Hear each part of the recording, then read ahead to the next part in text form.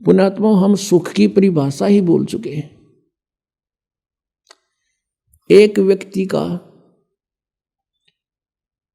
व्यक्ति के 3 बेटे थे, एक की मृत्यु होगी। अब वो रोए बेचारा, उसको सांत्वना देने के लिए आए। उनमें से एक व्यक्ति ऐसा भी था जिसका एक का पुत्र था और उसकी मृत्यु भी 3 वर्ष पहले 4 वर्ष पहले हो चुकी थी। तो उन्होंने बताया, वो सांत्वना व्यक्त करने वालों ने, कि भाई अब कुछ नहीं बनने वाला, संतोष करो, देखो इसका इकलौता पुत्र था, वो भी मृत्यु को प्राप्त हो गया, इसने भी संतुष्टि कर ली, सब्र करो। उस व्यक्ति को जिसके 3 पुत्रों में से एक की मृत्यु हुई थी, राहत की सांस ली, रोना भी बंद कर दिया।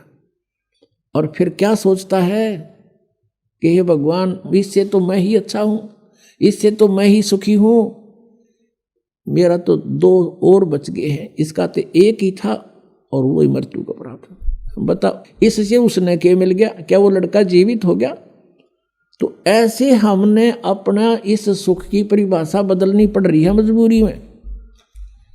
एक व्यक्ति कह रहा था कि मेरी पुत्री का जन्म हुआ, जन्म होते ही उसके गुदा नहीं थी, बड़ा चिंतित हुआ, खाना पीना छूट गया, इतनी टेंशन पूछो मत।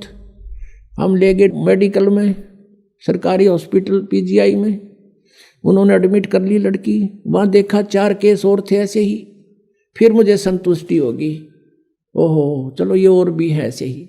बताओ उसकी लड़की क्या कौन सी गुदा लाएगी उनको देखने थे। तो ये हमने न्यू देख लिया, और दुखी है तो हमने कोई चिंता नहीं, हम भी दुखी हैं, तो वो दुख को सुख मान लिया। तो परमात्मा कहते हैं, झूठे सुख को सुख है ये मान रहा मनमोद, और ये सकल चबीना काल का, और कुछ मुख में कुछ गोद। अब परमात्मा कहते हैं, जहां तुम जिस लोक में और जिन स्वर्गों में तुम सुख खोजने चले हो, वहां सुख नहीं है।